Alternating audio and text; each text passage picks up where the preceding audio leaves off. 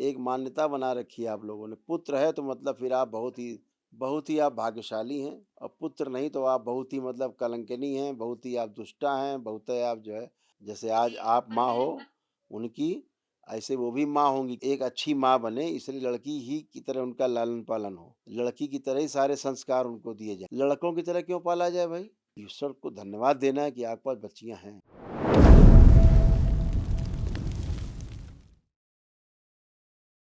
सबसे पहले मैं दरबार और माँ बाबा को कोटि कोटि धन्यवाद देती हूँ और उनके श्री चरणों में प्रणाम करती हूँ।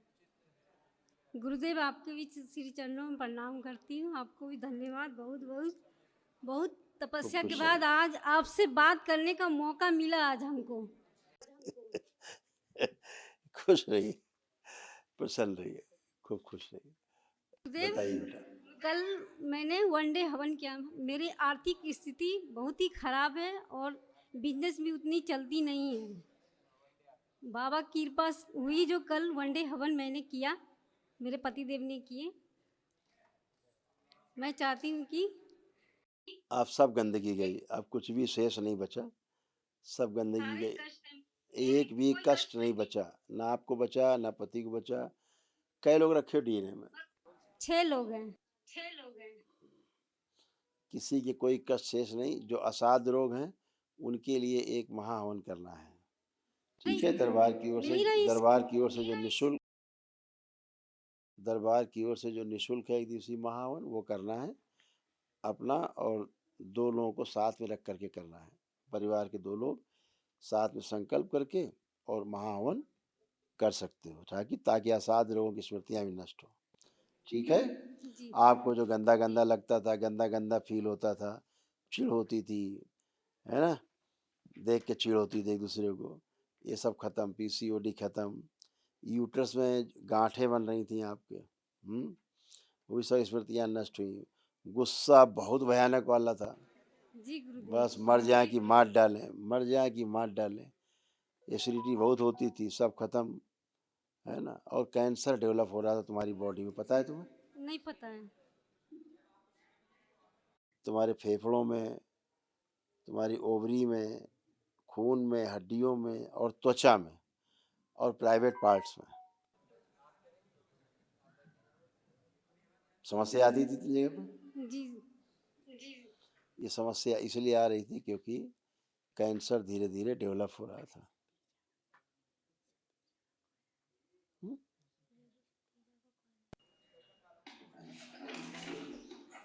गुरुदेव। ये सब रोग कष्ट थे आपके डीएनए में, परिवार में, जो दरबार ने सब नष्ट किए। एक भी अब शेष नहीं, एक भी स्मृति शेष नहीं, सभी स्मृतियाँ ये नष्ट हुई जो रोगों की जड़ थी। पढ़ सकते हो, यही सारे रोग और कष्ट थे आप सब।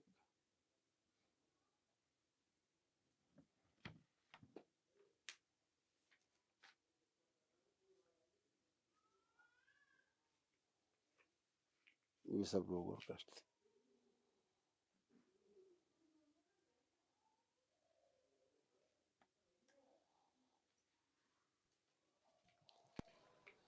गुरुदेव एक फोटो ले ले इसका। हाँ, बिल्कुल ले लो, क्यों नहीं ले लो, बिल्कुल ले लो। ये आप ही की संपत्ति है, लीजिए।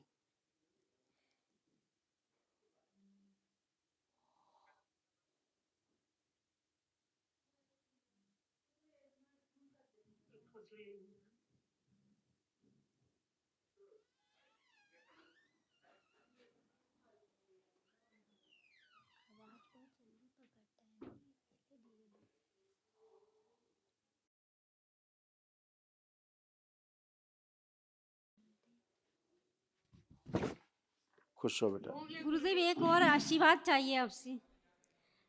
मेरे वंश में एक भी पुत्र नहीं है। मैं चाहती हूँ नॉर्मल डिलीवरी से पुत्र हो।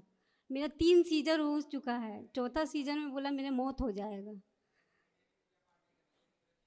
पुत्र ही क्यों चाहती? जिनके पुत्र हैं उनसे पूछा है? के पुत्र हैं उनसे पूछा है? उनके पुत्र क्या कर रहे हैं उनके साथ? नहीं पूछा?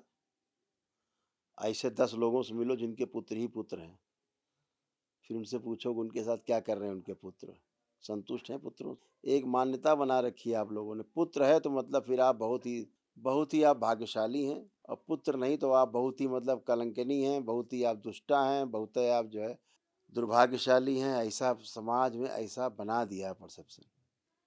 ये सब जो गंदगी